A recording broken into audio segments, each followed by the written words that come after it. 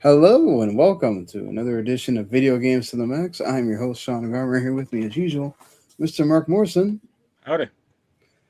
And well, we are back to our regular day and pretty much the time that we normally do the recording. And of course, for everybody listening later, it'll be up at the normal, like late Monday, Tuesday morning kind ish thing. So good for everybody that likes their regularly scheduled stuff. Hopefully, we can stick to this. I will say that it is a good idea when they do have like state of plays.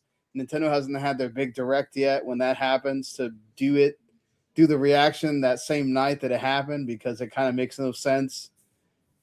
We don't say anything until the next Monday. Nobody cares by the time you get to that next Monday, So in order to be a little bit more timely, we may still do, if you have like that one big event thing that night, and then still have our regular show on the Monday. So I don't know if Randy's gonna pop in here to maybe talk about Reanimal or the was it Son of Sparta that came out during the state of play. I guess, yeah.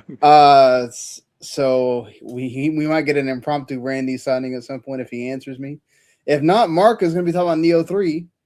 I have not played anything. I'm still catching up. I'm done with the Cairn review, so that is up on theouterhaven.net. I'm halfway through the Hermit and Pig review right now, and hopefully once I get that, then I can go back to actually like playing some games while I get the other two reviews I'm kind of backlogged on done. So I can finally play Romeo Must Die. What is it? Must Die or Romeo's a Dead Man? I'm sorry. And some You're other. thinking of the old Jet Li movie. Yeah. Romeo's a Dead Man. I also have a code that like randomly appeared for Reanimal that the guy was. I was like, yo, you sent it to my regular email, and I don't get gaming stuff on regular email anymore. And he's like, well, I already assigned it to you, so I guess just use it for the podcast or something. And I was like, okay. Sure. So, so I have a few things to be playing here, and hopefully talking about in the next week. And we were also going to be talking about PlayStation 6. Is it a good thing? Is it a bad thing that it may be delayed till 2028 or 2029? Considering that there's some heavy hitters for PlayStation that might be coming out or done around that time. Maybe it's not such a bad thing. We'll talk about all that stuff. We will talk about some other things as well. Like I mentioned, we already did the State of Play reaction show on Thursday. So if you want to hear our thoughts on that, you can go watch that. It is all about the State of Play with Mark, Randy, and I. So it's just a 1 hour of us talking about that and some other like small bits of news. It's not anything crazy. There's been some unfortunate passings, including the director of a game that has not come out yet, but is planned to come out. We'll talk about that, and a few other things that we'll get into here. So let's discuss all things and more right after this.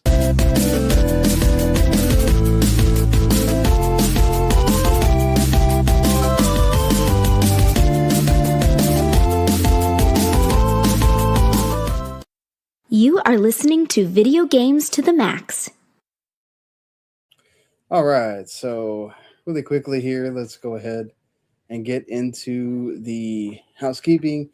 So if you watch us every week, we do appreciate you. You can, and if this is the first time you're watching us, we appreciate you the same as well. You can always subscribe, like, follow, all that stuff. Hit the bell on the YouTube channel. If you do that, you'll know exactly when we go live, because we don't always go live at the exact same time on Mondays, because it kind of varies with my work schedule. But we do try to keep it to Mondays. And if you also subscribe, you get our other shows that we do on the network, which if you enjoy anime, you got the Otaku Cafe folks, which they do a great job of reviewing anime weekly. And they keep up with all the seasonal animes. So they're going on with the whatever season we're in, the winter season right now. So they are paying attention to that and reviewing that every week. They do a great job over there. So, go check them out. Also, you can go subscribe at podcasts as well. You can go find this Video Games to the Max Taco Cafe, or also Riot Listen Broadcasting. They do all the entertainment stuff for the network. Right now, they're reviewing the Crime 101 movie with Chris Hemsworth. I almost said Liam Hemsworth. So it shows how much I pay attention. But yeah, they're reviewing that right now. They pretty much, that's a lot of what they do. They review like the weekly big movie on the Damn You Hollywood show. They also review TV shows on their TV Party Tonight show. They do metal music. They do other things. So go, check them out if you like the entertainment side of things. But, let's keep it all in the gaming here. Let's go ahead and get started like we usually do with the games we've been playing. Marc's pretty much, like I said, the only one that's been playing something here, unless, like I said, Randy pops in here at some point. But what do you think about Nioh 3? Oh, why are you on mute? Oh, you are on mute, Marc. Oh, hold on. Let me, How's that? There you go. There you go. Yeah, just for some reason clicked. I was gonna say it's pretty neat. I'm playing it with Jens. It really is like a big Elden Ring game, except not quite as like annoying. Because there's no resource to like summon in a friend, except for like boss battles, which is nice. And the friend also doesn't go away like when you beat a big boss. So it's governed by like a meter that kind of just ticks down if you die or if you get resurrected. But I know you said Keith didn't like it as much. Yeah. I know why he doesn't like it, and it's like what I said the last time we talked about it. It's because it's easy or because it's a fair game. And Souls like people don't like that. They want the game to be like as brutally hard as possible. And it's like Wasn't it Nioh? Was it Nioh 1 or 2 that was like the Nioh 2 was the hard one Okay. because I never played that one. I've only played a little Nioh 1. I didn't really like it that much. But Nioh 2 is like even like Jens didn't like it, or he kind of gave up on it. So but yeah, I really like it. It's just a kind of a fun game to explore around in. The bosses are like when you hit a big boss, it's not like, oh god, we're screwed. It's like, let's see how well we can do this. And sometimes we die, and sometimes we kind of just one shot on the first go around. It's helpful to have like another person there to like take aggro off the bot or off my character, or to do damage, and I can slip in from the back and then just beat it down or something. So yeah, I really enjoy it. I mean, it's only a problem. My problem is that Kim doesn't have a ton of time to play it with me, so like we play for like an hour or two, maybe a night if we're lucky, and that's about it. But and I don't want to go beyond him because that wouldn't be as much fun. So Right. we're just going slowly, but it looks really nice, and I enjoy it quite a bit. Is there anything new from the competitive games? The big thing I guess would be like you have two different stances, like ninja and samurai. Jens is playing like all samurai, and I'm playing all ninja basically. So like he's like the big tank guy, big samurai sword, stances, all this other crap. I'm much more nimble. I have like a big whip with a chain, a chain with a ball on the end of it. And I have like shurikens and flame orbs and crap like that. So that like refill as I do damage. So like I'm just constantly like throwing crap out there like Naruto and doing stuff like that. Yeah. I mean you literally get an ability that's like if this is on and you get hit, you turn into a log or you teleport behind the opponent and then you can do damage. So I'm like, yep, that's Naruto, all right. So, and you can swap between them at any time. It's not like, oh, you're just locked into one. The problem with the game to me, and this is the only thing I have an issue with it. Jens isn't really as much, but you get a ton of gear in the game, like mountains of it, because you get you have two stances. There's I think at least 6 different weapon types per stance.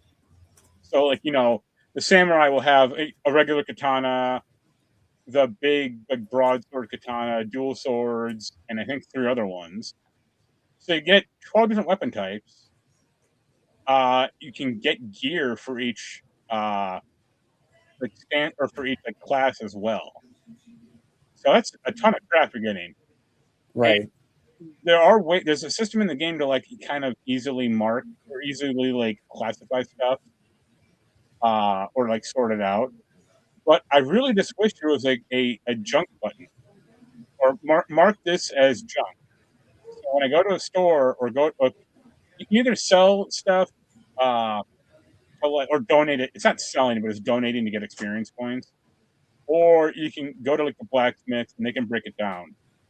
And I wish there was a very easy system that's like, okay, all this crap I got, like I just want to press X on most of it and just donate it.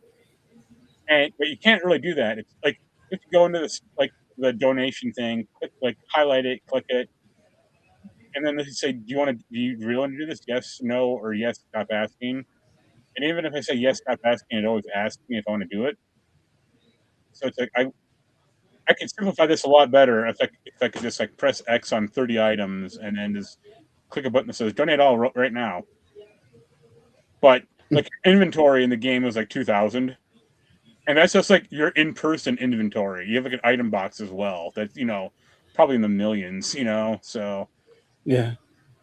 and you just get so much of it, it becomes overwhelming. I mean, thankfully, it's not like you can equip gear at any point in the game, like not in a battle, but just when you're out in the world. So that's kind of helpful, but it's a lot.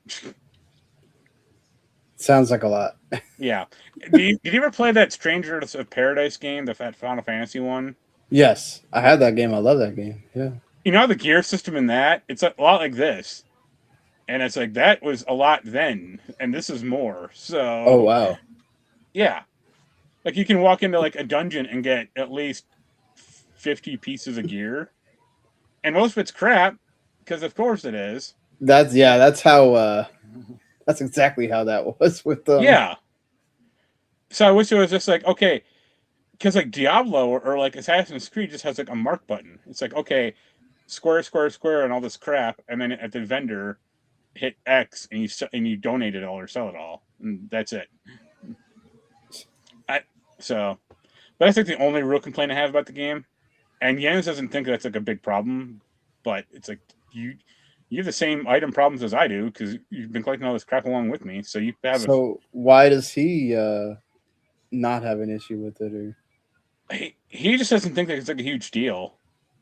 But it's like it's annoying to have to sort through all this crap, and right. I have to get through 50 fans to get to like the one good upgrade. It's like, okay, I guess.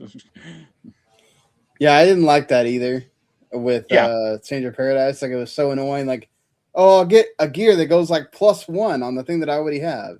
Right. And it's like, is it really doing something? And then it's like you're digging through a bunch of other gear to see if something's worthwhile, and half the time it's not. And it's like, okay, this is a lot of wasting time. Exactly. And it's it's the same developer, so it's like I guess they just prioritize, because like in like Elden Ring or like a Souls game, like a Dark Souls or something, you get like 2 pieces of gear in a dungeon. It's like barely anything because like they kind of expect you to just find whatever sword you like and to stick with it and just keep upgrading it or whatever. You can't upgrade stuff in this game, but like why would you? Because you get so much gear at such a rapid pace. It's like, why would I stick with this one piece of shit when 5 minutes later I'll probably find something better, All right, fair enough. Yeah, go ahead. I was gonna say the other thing I did in the interim break we did, I got not only the best PS1 game ever made, the best video game ever made. I want you to guess what it is. It's a PS1 game, I can tell you that. Okay. It's something you didn't have before, right? Right. I just got it today.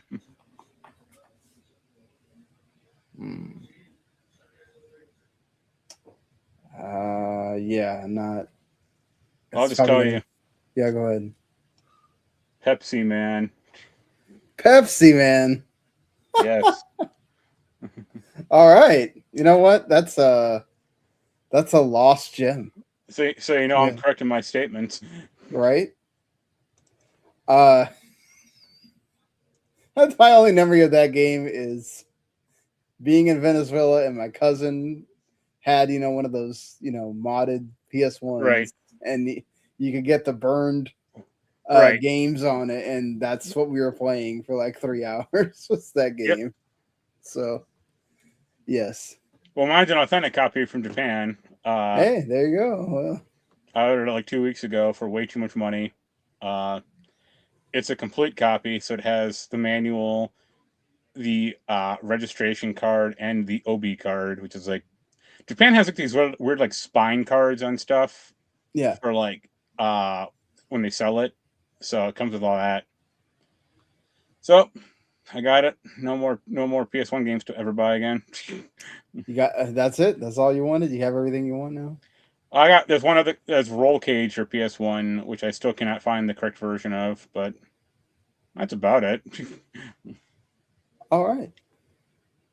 Well, hey, I did not have Pepsi Man on the cards here, but you know, everyone's favorite, except for Coca-Cola. Too bad they can't. Too bad they can't make a Coke Man. Too many negative connotations. I did like the Super Bowl commercial, right, from Pepsi with they used the polar bears to find out that Pepsi has a better taste or whatever. That was a good one. We do have a question of what do you? We did our best PS2 games, not too long ago, but in case he didn't watch, I'm going to assume that he's checking us out today. He did not watch it. What is your best PS2 game? Probably Nocturne. Maybe Suikoden 5. Persona 4 is probably up there, but I mean, I don't think it's like the best one. Right. And then it's other favorites. Like it's primitive, but Kingdom Hearts 1 is pretty decent. Yeah, Kingdom Hearts 2 is the better game, no doubt. Yeah. But yeah, I have that. I think I talked about it on there. Kingdom Hearts 1 is like is a more of a nostalgia piece. Yeah. But I might actually prefer the mechanics of Kingdom Hearts 1 a little more, just because like they're more trying to figure it out, and some stuff obviously doesn't work. Like to me, it's the best Disney stuff. It's still Kingdom Hearts 1, like and the best Final Fantasy stuff. No, but 2 did that really well. You had a lot of those cool like confrontations. You have the big moment with Cloud and Leon there where they're fighting everybody. Like, the organization thing isn't too overblown yet. They got rid of a lot of like the like Final Fantasy crap. They did. I mean, 3 totally it's gone. But that's and Nomura makes a good point that by then you don't need the Final Fantasy stuff anymore. It would have been a novelty to like shoe in there, and maybe Disney had a hand in that too. Like they wanted it to be more focused on them, right? Than maybe it had been in times past, and he kind of had to make cuts somewhere, perhaps. But Final Fantasy X for me, I think, is what I had at number 1. If I remember right. My gateway into JRPGs. So, well, Pokemon was, but like the true, like what I think, what I play now, JRPGs is. I didn't play Final Fantasy X. I wouldn't love Final Fantasy. So, right there you go. What is yours? You can leave it there in the comments. Since you asked there, it's always good to know. But, I guess since that's it with us playing games, we might as well get into the news here. The big, I guess, ticket item for this week or so far is there are more confirmed. So nothing from Sony, obviously. This is all reports because Sony really doesn't need to report anything. If they decide that they don't want the thing to come out in 2027, it's not like they come out. They've said at all that the PlayStation 6 is coming in 2027. It's just people kind of reporting, saying that the stuff was supposed to be ready, that the date, the times kind of made sense, all of that. But now due to the RAM shortage, we've discussed, like, would they delay it? Would it be brought up to, like, does Sony really need to have the PlayStation 6 come out so quickly when people haven't, you still have, like, so many PS4 players Right. You know, and they can barely get them to move over to the PS5, even though there was I don't know if we talked about it, that there was some kind of like an ad that appeared for PS4 players to kind of get them to like move over. Like, hey, you should come and play these cool games that are only on PS5. You know, I didn't you're hear about that missing one, but out over here. I heard about the Xbox one, but not the.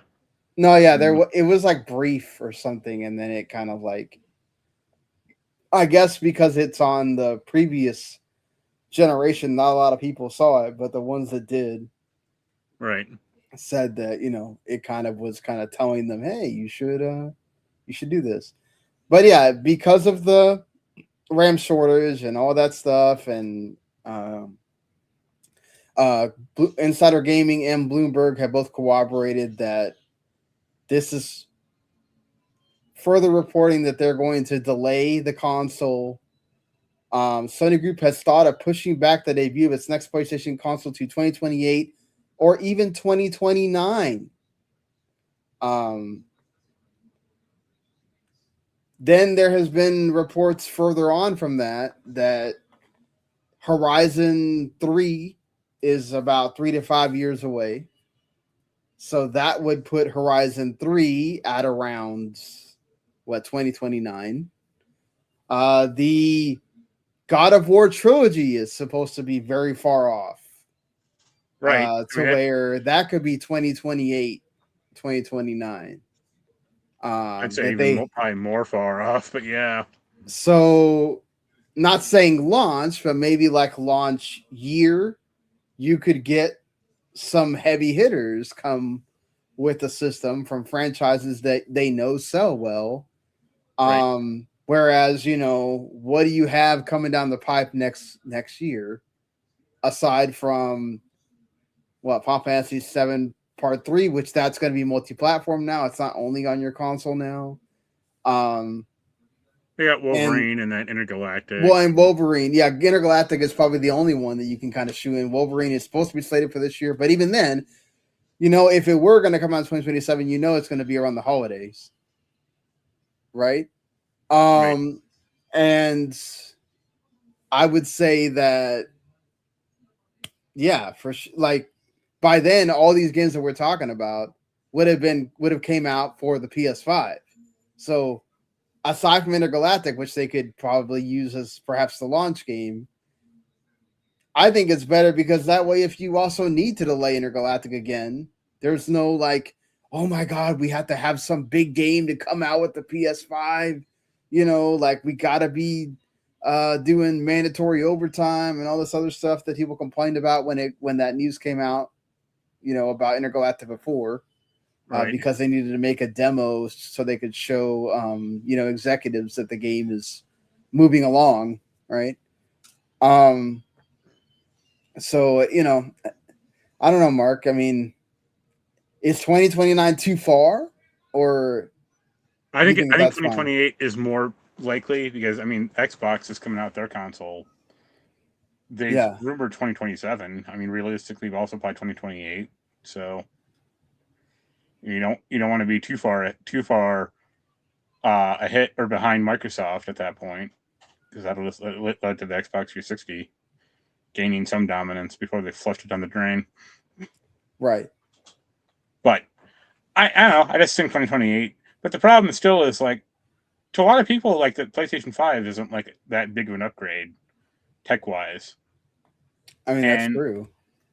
Also, the fact that a game split up, you know, do you want to prioritize visuals or graphic or, you know, frame rate? It's like that shouldn't really be an option. But also, I think people are like too entitled about, oh, this game has to look so spectacular and then run at 60 frames a second. It's like, think about games from our childhood. Like, did Mario 64 run at 60 frames a second and be 4K? It was barely 240p and 20 frames a second. You know, I mean, we didn't really know what that was back then, to be fair. Yeah, but like that's the thing is like people are like way too, you know, obsessed with that stuff now as opposed to just them making a good game. I mean, there are people that, you know, I saw some folks that are like, man, it still needs to come out.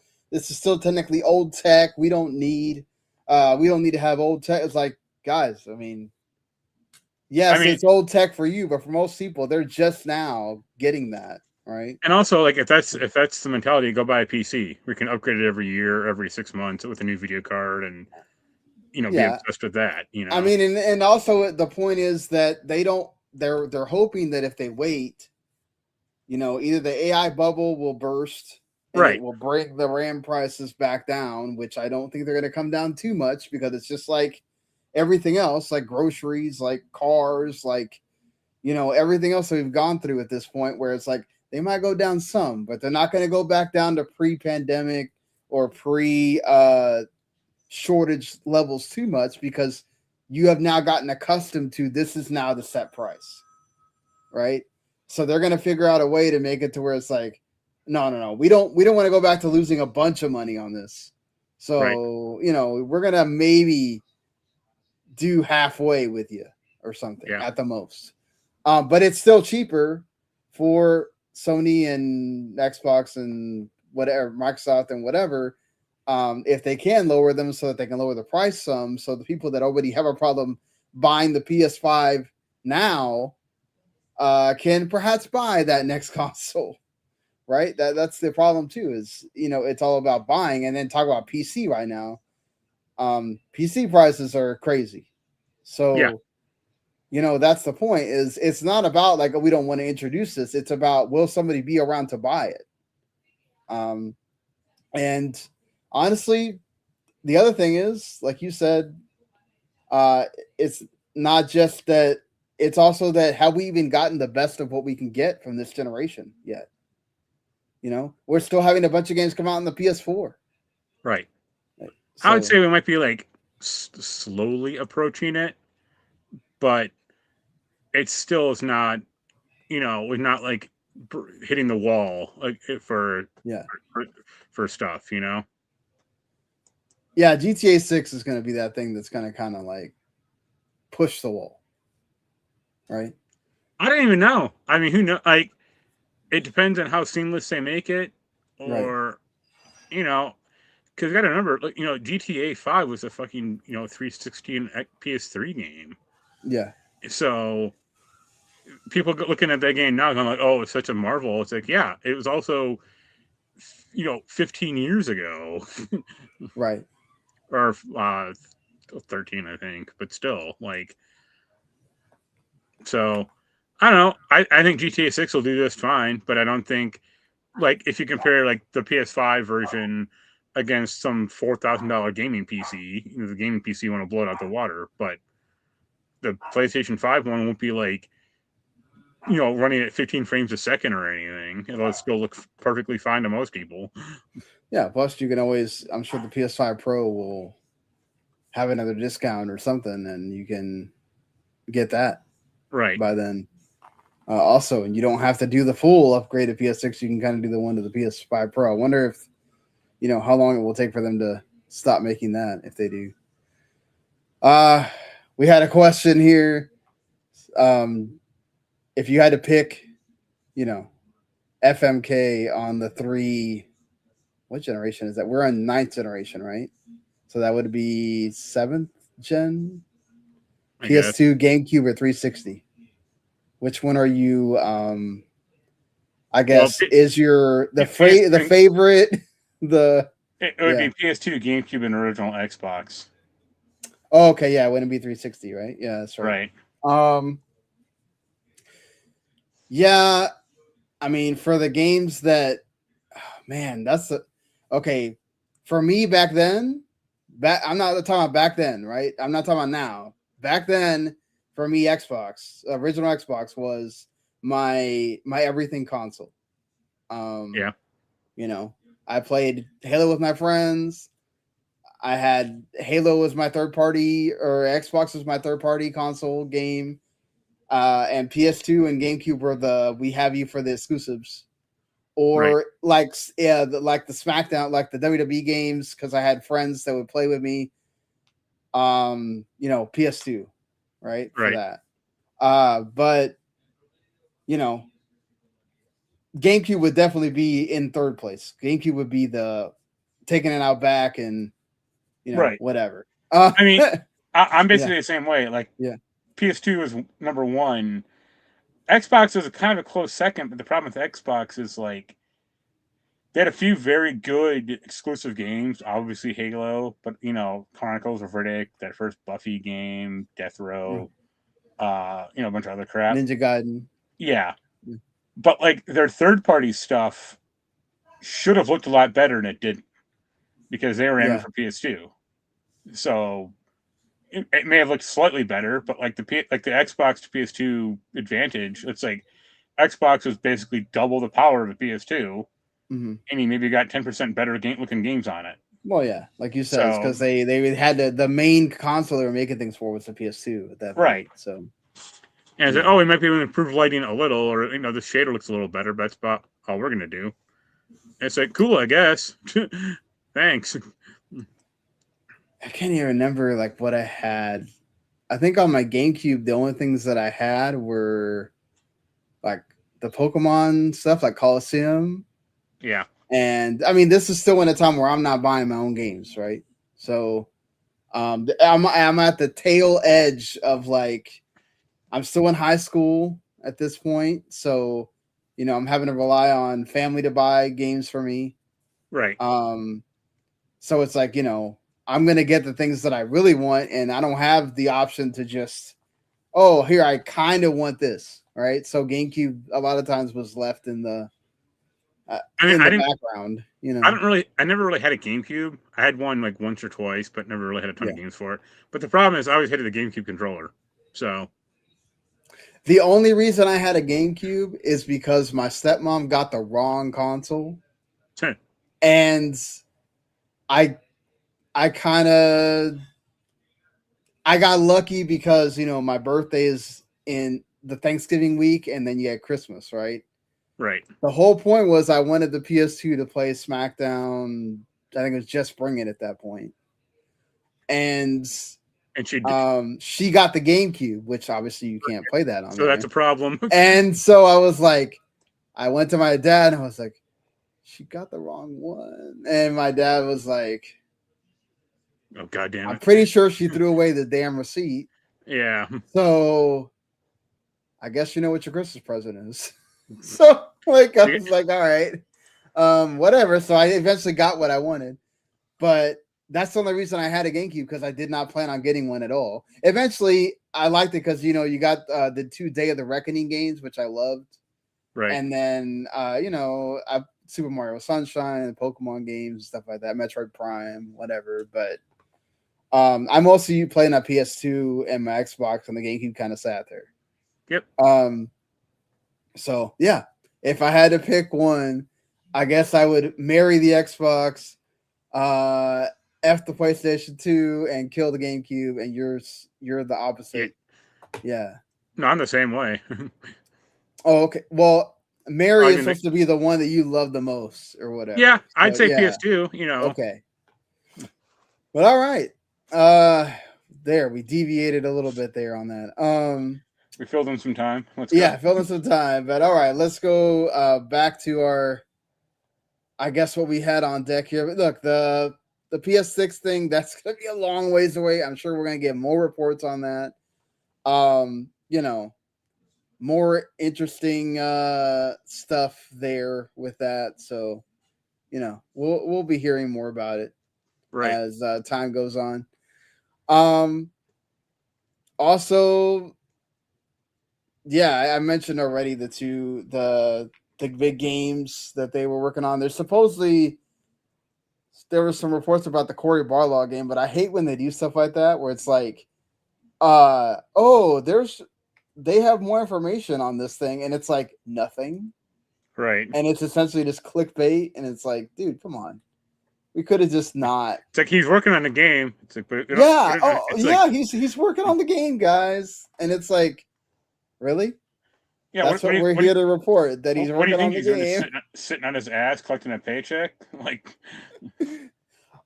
they did, because they showed off the Marvel Spider-Man 2 is in fact going to be in PlayStation Plus Extra for this month, and that comes out today, tomorrow, when you're listening to this, the 17th, um, they revealed the rest of the lineup as well. So you got Marvel Spider-Man 2.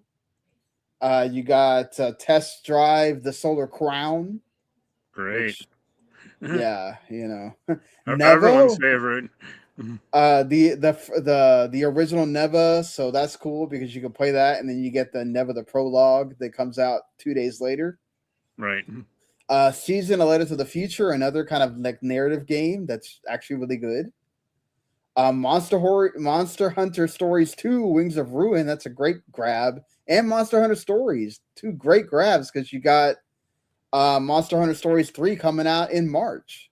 So you can play both of those games on PS Plus, and then you could, if you like it a lot, you can go buy the next game. Vemba, which I can definitely tell you is an awesome, really short narrative game about Indian cooking and how that affects a family. Really well done on that. Echoes of the End Enhanced Edition also coming to PS5. I think it's not like a day one thing. It's a relatively soon thing. Rugby 25, Mark. I know you'll be doing over the weekend. Yeah, definitely we'll be playing some Rugby 25. No, I actually like watching rugby here and there. So, but I don't know about the game. I'm sure that's a whole different beast there. And for PlayStation Plus Premium, what we've all been wanting, Disney Pixar's WALL-E. For the PS2. It's not terrible. Yeah. The PS2 version? Yeah. I thought it was like the later one. We'll see then. Yeah. But the premium version is always like the classics or whatever. So yeah. I was thinking like the PS3 version, or like that was like the decent right. There was, like, well, you know how that is with the PS3. They're kind of like figuring that out on the can they make it work thing. But yeah, that's it for PlayStation discussion here. Ubisoft has a few things. They had their reports, their quarterly, their whole 2025, 2026 Q3, which was apparently above expectations somehow. Assassin's Creed, The Division, Anno, and Avatar all went up in terms of net bookings, which is monthly active users, contributing to 1.1 billion euros, which is up 18% year over year. You know what? With all the bad news that they've had lately, I guess that's great. Right. But what about all the hot profits from Skull and Bones? Yeah, right. We're waiting on that. Rainbow Six Siege apparently is still doing well. Avatar Frontiers of Pandora was able to ride the success of having the From the Ashes expansion and the movie come out also. And of course that did really well. So of course that made people want to go find the game. And they had over 130 million active users for that time period, which it's really good for them, which is a growth as well. Just wait until they make another remake of King Kong and they can put on some King Kong DLC. Yeah. Unfortunately for them, it wasn't all rosy news, even though I think some of this is actually not as bad as you would have thought it would be. Insider Gaming, which we know Tom Henderson has like an inside track on stuff going on at Ubisoft. He's always like reporting stuff before they want them to. Right. This is technically revealed on their podcast that they do every week, so you can go check that out. But part of it's paywall. That I'm not sure if this part of it is, but it's like their Insider Gaming Weekly thing. So we already knew about Sands of Time remake. That was announced like last week. One of them is a Project Aether that's been in development since 2019. That was being worked on at Ubisoft Halifax, which we know that they had layoffs. Project Pathfinder, which was previously the Project U game, which we have no idea what that was. Project Crest, which was a World War II extraction shooter. That's probably a good idea that they canceled that. Yep. Assassin's Creed Rebellion, which they just stopped support on that. And then Assassin's Creed Singularity, which was a mobile Assassin's Creed game that was going to launch on PC as well. That apparently had been in development for a couple of years. Then they decided to kill that. So not as bad as I think some people might have thought it could have been. Could it have been some other like big games or whatever? So I'm yeah, I mean, we can talk about that Splinter Cell MGS video in a second, but like, I yeah. still don't think Splinter Cell is in a good place. Like, I very, I don't think that's thing's ever going to come out, or it'll just be kind of quietly canceled. I feel like the fact again, like the only if they didn't have that Netflix show, I would Right. say that's for sure would be on Yeah. the chopping block. But I think the Netflix show kind of being around and being a thing motivates them to make sure that they do it. Also, I feel like you didn't have to put Sam Fisher and Midogris and Solid Snake in this in Rainbow Six Siege, but the fact Right. that they did it, right? I mean, it says something. They Like should make some co-op game. that'd be cool. Oh my god! You know how many people would buy that if they did? Right. Where like You know, Snake plays like Snake and Sam plays like Sam. It's like, all right, well, you get to but be who Sam can? I in this. mean, that's awesome. I Like mean, that's what people would want. Yeah. Like, yeah, like give people the option, right. right, of playing as one of them or both of them or however they want to do it. And But that would be awesome. both Konami and Ubisoft are willing to work with partners. So. Yeah, let's see if I can find this. It was still kind of like surreal, also like Oh, the video. just to see it. Yeah. That trailer. Well, it's actually kind of nice to see because like the two guys are like working together. They're not like fighting each other, which you would kind of naturally expect, or like the whole like Right. Alien versus Terminator, RoboCop versus or Alien versus Predator, or RoboCop versus Terminator. They're like, no, they're just working together as professionals. So It's like, yeah, maybe if it works out, this will yeah, come up with a deal, like you said, to maybe do like it doesn't have to be a huge game. It can maybe be right, like a small game now that Ubisoft is apparently like kind of back into like maybe they'll do more smaller games right. now that All their it could big work games out. flamed out. Well, I don't know. They keep saying that it has to be live service or open world. So maybe you can make a small open world Solid Snake Splinter Cell game. Like also like, how do you make Splinter Cell open world? That's kind of like defeats the purpose of that game. I don't I mean, parts of that. What is it? The last one, not break. It's not Breakpoint. I forget the name of it, but that was a little open world ish. Where you had like really big levels, Yeah. But I don't know. You don't need it. I wouldn't say you had to have it be open world. I mean, look at like Hitman. Like that does pretty well. Yeah, but Ubisoft still is in that weird place where it's like it's got to be one or the other. It's like we can't have Right. something else that makes more sense for people.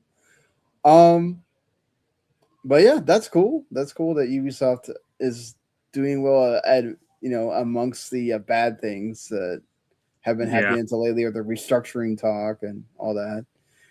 Speaking of some interesting things going on with another publisher, SEGA, even though you talked about it when we did our reaction show that Yakuza Kiwami 3 is not being received too well. And Right. we discussed that it's probably going to be the last of the Kiwami series, according to the the team. Yep. They have discussed during their fiscal Q3 earnings call that they are looking at making sure that they have four mainstay franchise games at least per fiscal year. And they've already kind of rolled out a schedule with projects going on, new projects for Virtua Fighter, Golden Axe, Jet Set Radio, Streets of Rage, and Crazy Taxi, and Alien Isolation, which we know that Alien Isolation and Crazy Taxi both have games in development. Crazy Taxi has that online multiplayer version of Crazy Taxi or whatever. Well, it was like a battle royale, I think. Yeah, battle royale. That's right. Yeah, I was close. Right. They've been reports already of a Jet Set Radio Golden Axe, all of that. So I could buy a Jet Set Radio, but Golden Axe, like that was such a limited franchise, like so. And if you try to like make it in today's world, it's some generic hack and slash, brawler. Like we already have God of War. Like we don't need some sub brand of that. That's dude, they're doing an animated series for Comedy Central for Golden Axe, so you gotta have a game to go with it, I guess. So like a Fallout. Well, that's a whole nother thing. I think now you kind of have to go in with the expectations of, well, this better hit, because if not, we're gonna have nothing to like help our game go somewhere or whatever. I would say also that like they've also kind of revealed more animated projects to go with this. Now, Shinobi had a game last year, did really well. One of, I think, Randy and mine's favorite games from last year. So that's getting an animated project or series. Streets of Rage is getting an animated series. That makes sense. Because that game also did really well when it came out. Eternal Champions and Outrun. Still don't know what we're gonna do with an Outrun anime, but cool. I mean, it'll just be like a racing anime. Yeah, I guess. Yeah, that at least kind of has like a plot, I guess, or it's two guys rolling, racing against other people. Right.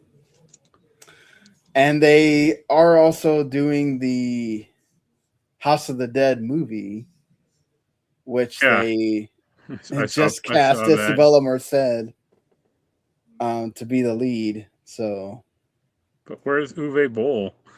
Oh God! Please don't. Watch them bring like, well, we need your expertise from the original House of the Dead movie, Uwe Boll. So, please come on as a consultant.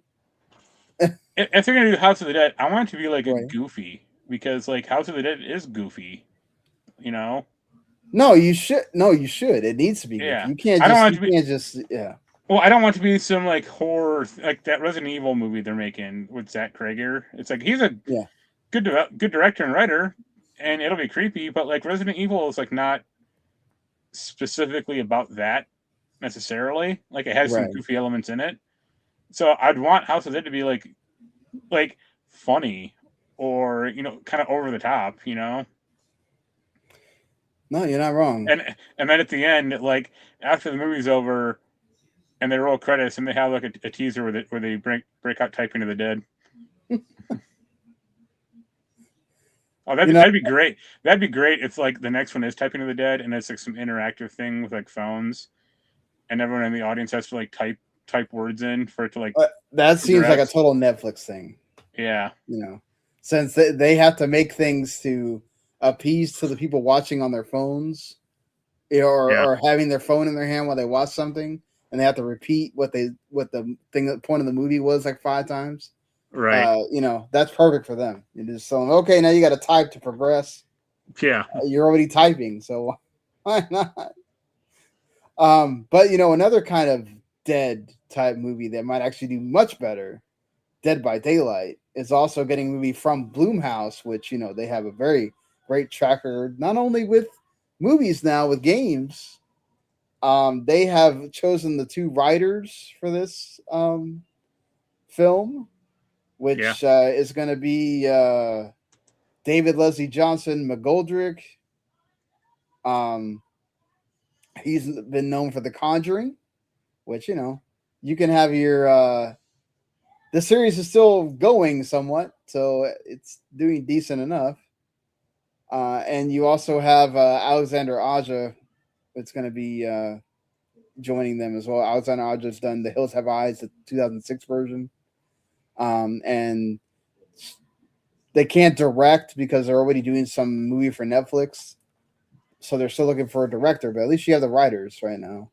Right. And the weird thing is going to be is like that game has become more synonymous with the fact that they just basically have every horror movie, famous horror movie character, right? Ash or all the other crap. So it's like you're not going to pay the crazy amount of money it would cost to actually put those characters in the film, I'd imagine. So like what characters, no. Actors, why not? That'd be the kind of the funny part. You think okay, yeah, like putting like the real Robert Englund in there and yeah, all that. It's okay, I can see that.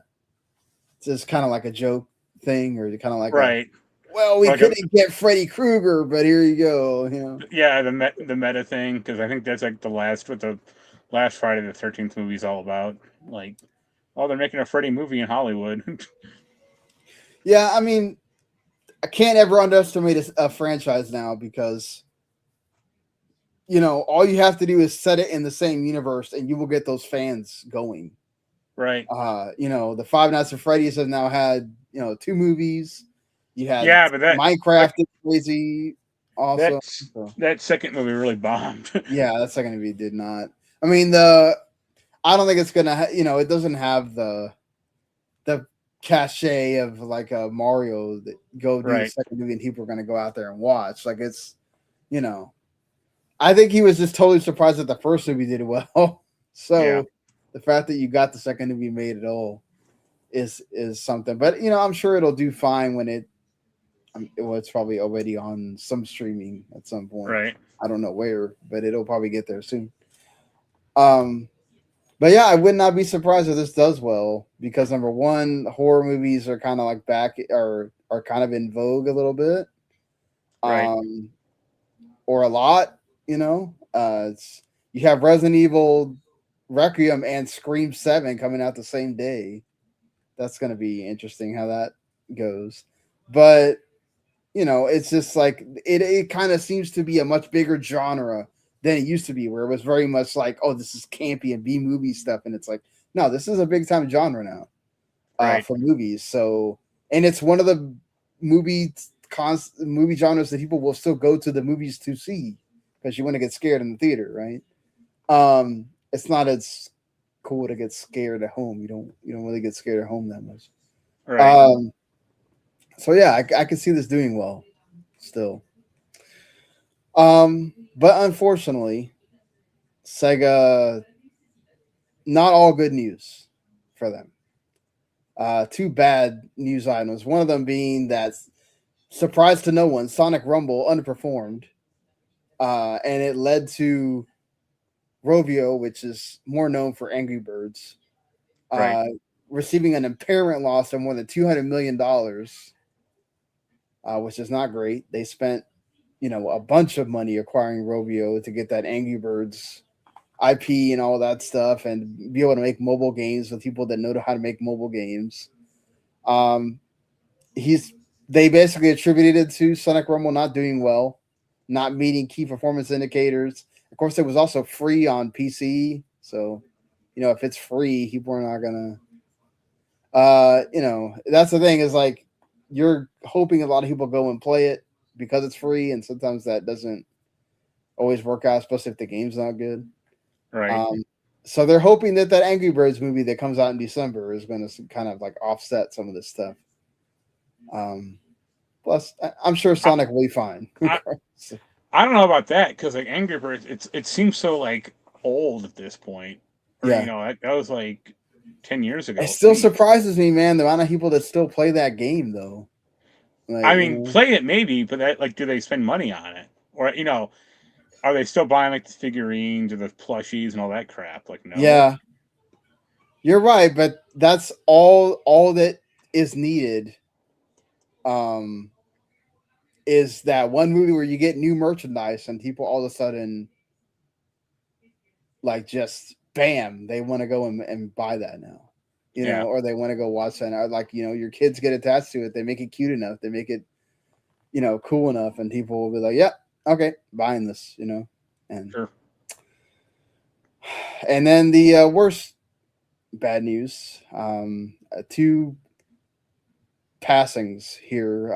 One, a major legend of the industry, the father of Sega hardware, Hideki Sato, has passed away at the age of 77.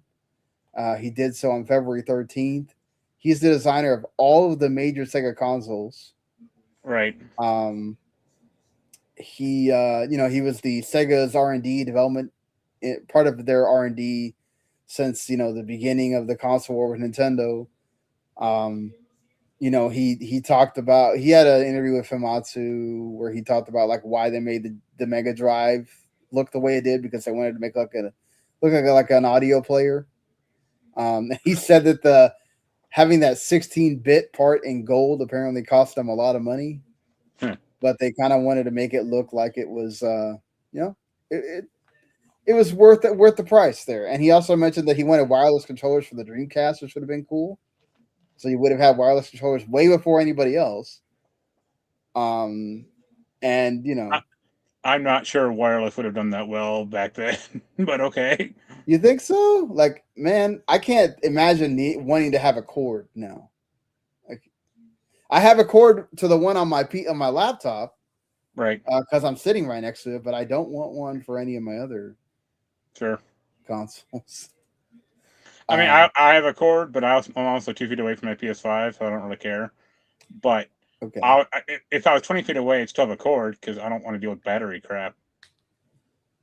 I guess I just don't think about it that much. I guess just charge it when I'm not using it, and then it's ready to go. So. Yeah, but if you have like a 5-hour gaming session, which I know you never do, but if you did at one point, like by hour 3, does your DualSense go out after 5 hours? Like I've never had that problem. Maybe like 4. I mean, but they don't last that long, especially like the longer you have them. Like, yeah, that's true. The batteries do end up dying in those things. Like, I will say, I mean, I'm not opposed to yes, it eats up AA batteries, especially if you're having to like turn on and off the controller and then leave it on, right? Because you kind of forget. That kills the battery really fast, but I still am not like totally opposed to the whole AA battery. Right. I mean, I don't want AA batteries. I would just want user replaceable batteries, or hot swappable ones like the 360 used to have. Right. So fair enough. But laptops don't even do that anymore. So no, they don't. That's a sad thing. I do miss that. Now it's like a pain in the ass if something happens to your power brick. You got to hope to God you get the one that's actually like compatible with it, because if not, you're going to end up killing your laptop. Yeah. Yeah, like, and then they don't replace it. I did that. My old laptop, the battery went bad, so I replaced the battery myself, and it said it was compatible, and it plugs in more or less fine. But like, there's some setting on the motherboard or something, or like some hardware thing where like the battery is not recognized by the laptop itself, so the battery light will just like blink constantly.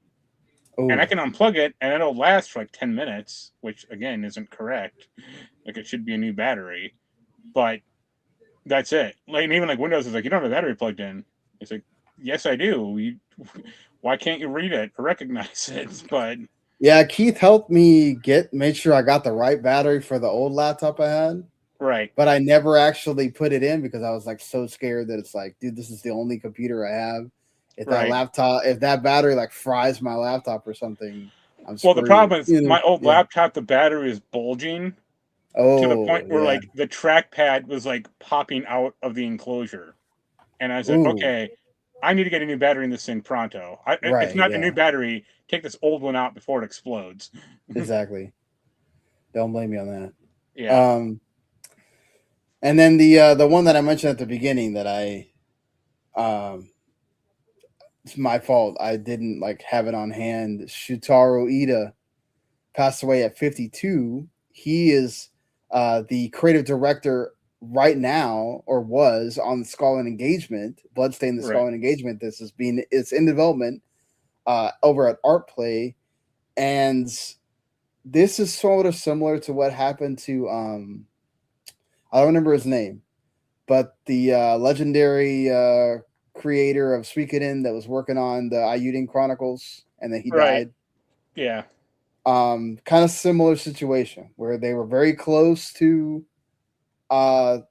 launch or like in the their plan was to launch this year, right? Very, very, very far along in development, and then this happens, right? Yeah, Moriyama, he was a Suikoden guy. Yeah, and so they are saying that they are going to they're going to finish the development. They're going to get this game out, in his honor. Sure. I mean, the game looked pretty far along in that trailer a few months ago. But it still sucks. It's so sad that, like, look, 52 is still young, honestly. Oh yeah. Nowadays, especially, and for you to pass when you're making a creative work like that, and you don't even get to see the finished product, that's really sucks. Yeah. And condolences to his family, condolences to Hideki Sato's family as well. Never want to see these like legends, passing on or whatever. It does show kind of the times in gaming, right? Like gaming has aged to the point now where we are starting to get like, I was thinking about this earlier. Like Miyamoto's up there. He's 72 or 73, and like, would you call him the most influential man in gaming? From a creative standpoint, yeah. I mean, from anything. I mean, yeah. Like, Mario, without him creating Mario, you don't have gaming, right? Right. It's like Mario. Well, you'd have gaming, but it'd be like all on PCs. Well, but remember, like he basically Nintendo brought back like gaming to America essentially because you still had like the people out there playing PC games, but it wasn't. It made the consoles explode and become a big thing again, So yeah, I would say that from like if somebody, you say who's he was the creator of Mario, I think almost anybody would be like, okay, yeah, I know who that I know who that is, and now he's even gone into making movies and had a successful one. So yeah, that is scary to think about. Like, hopefully I don't want to think about that day, but it will be a very mournful day. Let's talk about some games doing well here. A game that I'm sure you probably have your eye on a little bit because you like Binding of Isaac and all that from Edmund McMillan. Yep. Mewgenics peak player count was at 115,000 on February 15th, and now has peaked at around 115,428, surpassing Hades 2 as the most roguelike game played of all time. Hades 2 peaked at 112, almost 113,000. Metacritic rating is at 89. Obviously, Hades has a, more on that, or Hades 2, I'm sorry.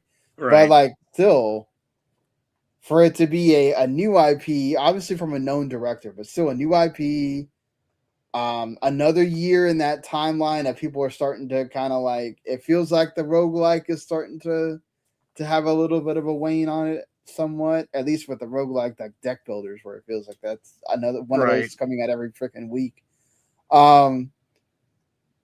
Hey, how do you feel? Does it entice you to want to get the game now that it's getting good reviews? I'll probably get it eventually.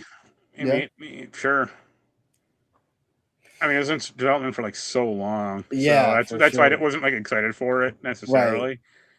Because you talked about it like a decade ago, and he gave up on it like once and then kind of went back to it. Very true. Yeah, I'm kind of sort of interested in it as well, just because I like keeping up with the indies and whatnot. Another interesting one something that we saw with Peak last year, and it looks like we're going to see also with another game called Big Walk that's coming out later this year. The advent of the sort of lesser expensive game where you play with your friends and you're not, and it's kind of like, okay, I'm just playing with my friends and we're talking and kind of having a good time while we play. And it's not like a party game. It's sort of like we're doing something while we talk kind of game or whatever. I would call that like casual co-op. Yeah, okay, like I could see that casual co-op. So YapYap is the latest in this kind of thing, where it sold 500,000 copies in less than a week on Steam. It's a co-op horror game where you use microphones to cast magic spells and kill enemy wizard towers. That kind of actually sounds kind of like fun if you have, good friends to play with. Right. And the game's publisher Mason Bop is absolutely kind of like floored by the fact that they've sold this much. They are going to be doing new stuff with the game, and it only costs $8. We talked the dev of Peak actually talked about how like they were kind of going between like prices, and where there's like a price line where it's like, oh, $8 is kind of like $5 to some people. So they're to a lot of people, so like they're good with $8. And once you get to $10, that prices out some people. And of course, obviously, if you keep going up and up, it prices out more people. But like $8 is kind of like that range where it works, And so it seems like this is another one of those where like $8 is seeming to work. So we'll see if that kind of starts a new trend of like, let's come out with more $8 games. Right. So yeah, interesting on that front. Also, Crimson Desert, we got some good news from a guy I know actually pretty well, PR extraordinaire director Will Power. He used to work at like PlayOn and Deep Silver and all that stuff in the past as well. He was asked about, is there going to be some kind of microtransactions for Crimson Desert, which comes out next month? He says no. Crimson Desert was designed as a premium game, and it will not have any kind of cosmetic shop. You buy it and you enjoy the world, and not something for microtransactions. Until the first patch hits, and they introduce the microtransaction shop. I hope he's right. We need more games like this. I'm a little bit worried about Crimson Desert because it looks a little bit like too good to be true. Like it looks amazing unless you can do all this stuff in it.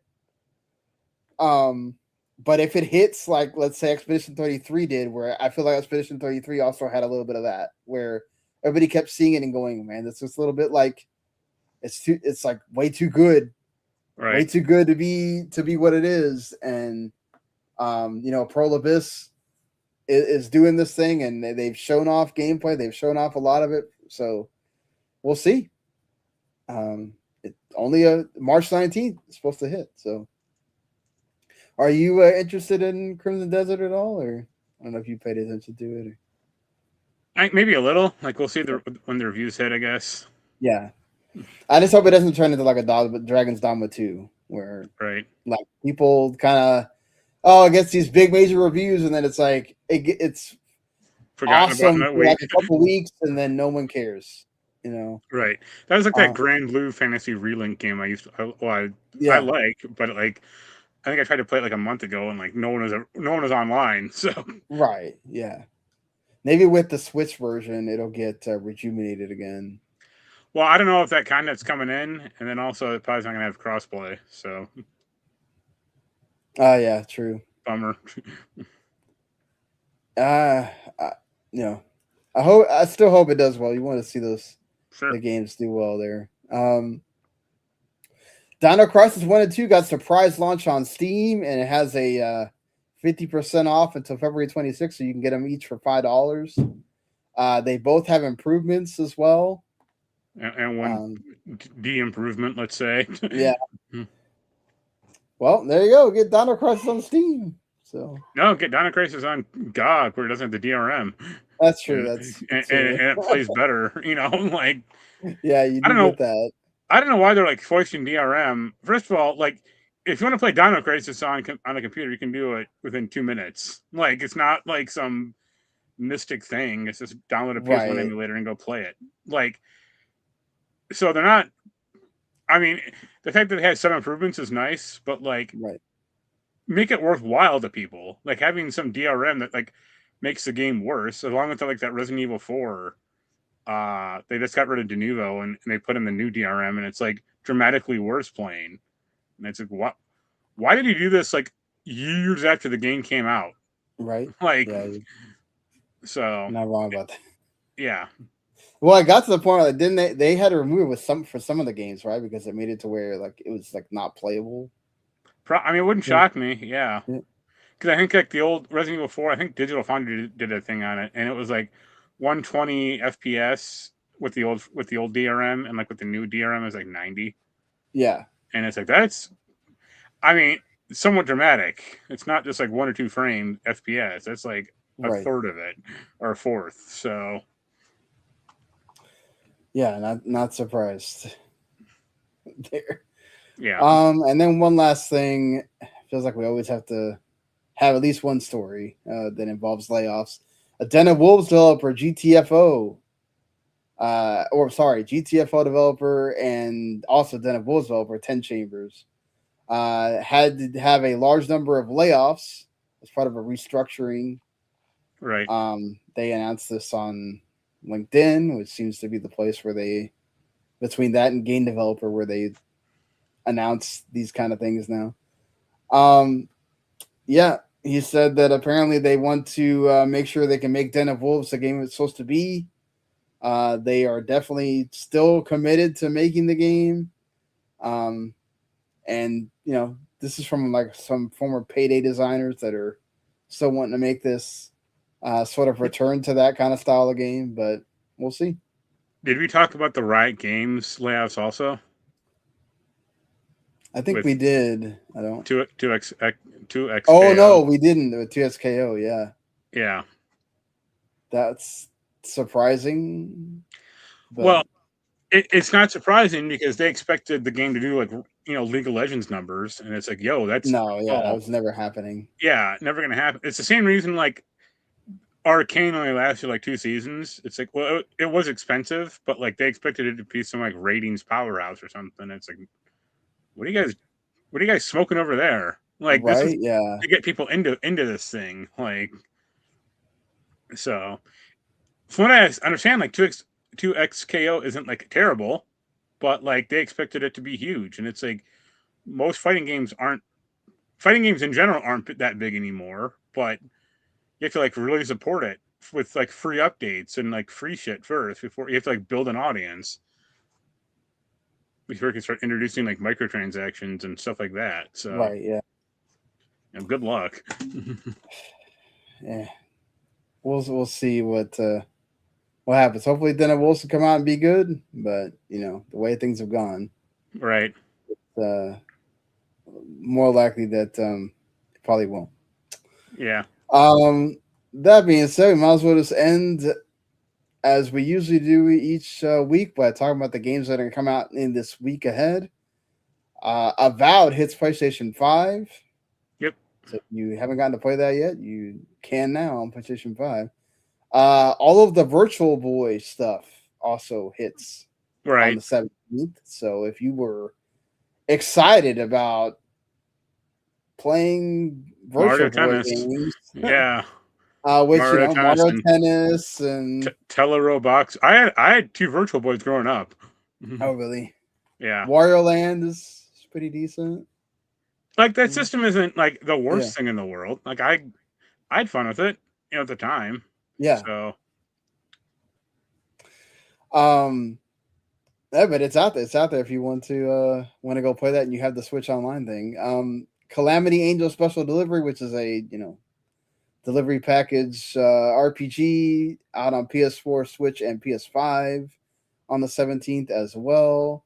Yep. Under the Island also comes out on everything on the 17th. That's getting a little bit of push. Star Trek Voyager Across the Unknown, Mark, that comes out. I gotta talk to Adam. I want that game badly. I don't know if nothing happens, let me know. I might just get it for you. Well, Death. Yeah, go ahead. I'll have to see how the other reviews shake out first. But yeah, I enjoy it. It could be really bad or something, but I know you love your Star Trek, so yeah. Death Howl comes to consoles after already being out on PC last year. That's also now on console, Game Pass and stuff. It's actually a really good game. So if you were wanting to try, but you don't play games on your PC or something, give Death Howl a shot.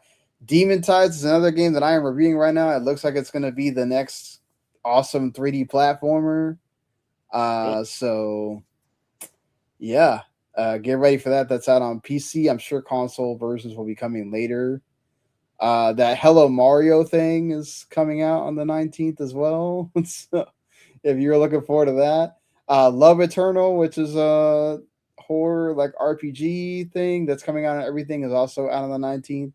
Kletka also out on the 19th. No, Never the Prologue out on the 19th. That's out on all the current consoles and Switch.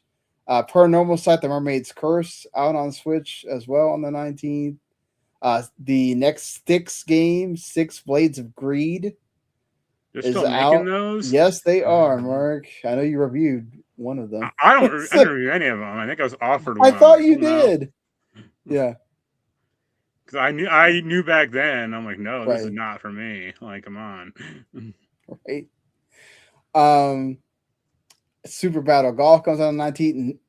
East X Proud Nordics, which is like the, I guess, expansion version of East 10. Yeah. Comes out on PS5, Switch 2, and PC. Lots of stuff coming out in this week ahead here. Sure. The Rainbow Six Mobile, Tom Clancy Rainbow Six Mobile also comes out. But yeah. So there you go. Lots of things to go check out, play, whatever kind of fights your fancy there. So until next week, thank you everybody for watching, listening, however you check us out, and we'll see you later. Later.